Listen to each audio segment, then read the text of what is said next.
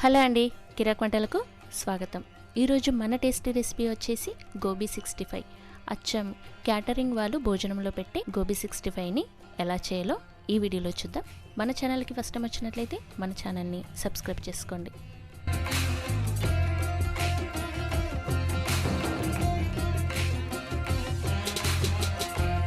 ముందుగా స్టవ్ పై కడాయిలో వేడి నీళ్ళను పెట్టుకున్నాను. ఇందులో కొద్దిగా ఉప్పు, పసుపు వేసి ఇలా మీడియం సైజులో కట్ చేసుకున్న గోబీ ముక్కలను ఇందులో వేసుకోవాలి. ఇలా ఎందుకంటే మనకు ఇందులో చిన్న చిన్న పురుగులు ఉంటాయి కదా, అవి పైకి తేలుతాయి. అలాగే గోబీలోని ఆ స్మెల్ కూడా వెళ్ళిపోతుంది. ఇలా వేసుకున్న తర్వాత మూత పెట్టి 10 నిమిషాల పాటు అలాగే వదిలేయాలి. 10 నిమిషాల తర్వాత వీటిని తీసి ఒక బౌల్లో వేసుకుందాం. ఇప్పుడు ఒక బౌల్లో 1 టేబుల్ స్పూన్ మైదా, 1 టేబుల్ స్పూన్ బియ్యం పిండి, 1 టేబుల్ స్పూన్ శనగపిండి, 1 టేబుల్ స్పూన్ కార్న్ఫ్లోర్, రుచికి సరిపడా ఉప్పు, అలాగే కారం 1 టీ స్పూన్, పసుపు కొద్దిగా, గరం మసాలా 1/2 టీ స్పూన్, అల్లం వెల్లుల్లి పేస్ట్ 1 టీ స్పూన్ వేసుకొని కొద్దిగా వాటర్ పోసుకొని మొత్తం ఇలా కలుపుకోవాలి. మరీ పల్చగా ఉండకూడదు. అలాగే ఇందులో కొంచెం నేను ఫుడ్ కలర్ని కూడా యాడ్ చేసుకుంటున్నాను.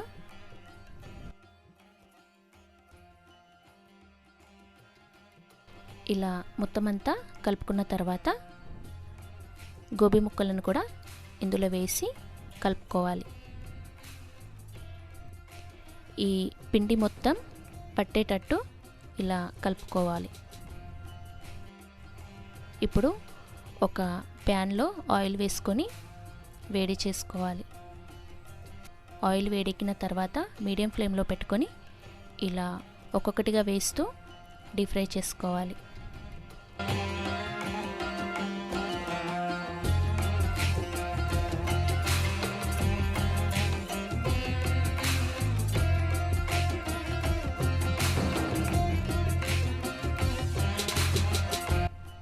చూడండి, ఇవి వేగిపోయాయి కదా.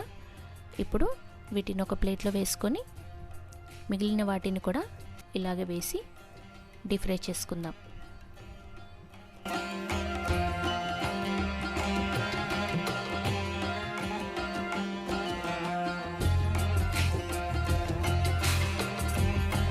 ఇవి కూడా వేగిపోయాయి కదా. ఇప్పుడు ఈ అడుగున మిగిలిపోయిన ఈ పిండిలో పచ్చిమిర్చి అలాగే జీడిపప్పును వేసి ఇలా ఒకసారి కలిపి వీటిని కూడా డీప్ ఫ్రై చేసుకోవాలి.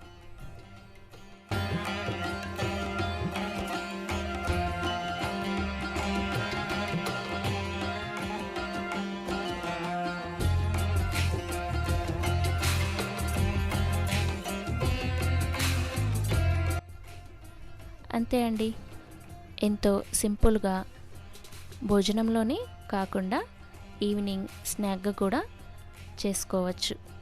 మీకు కనుక ఈ రెసిపీ నచ్చినట్లయితే లైక్ చేయండి, కామెంట్ చేయండి. మరిన్ని వీడియోల కోసం మన ఛానల్ని సబ్స్క్రైబ్ చేసుకోండి.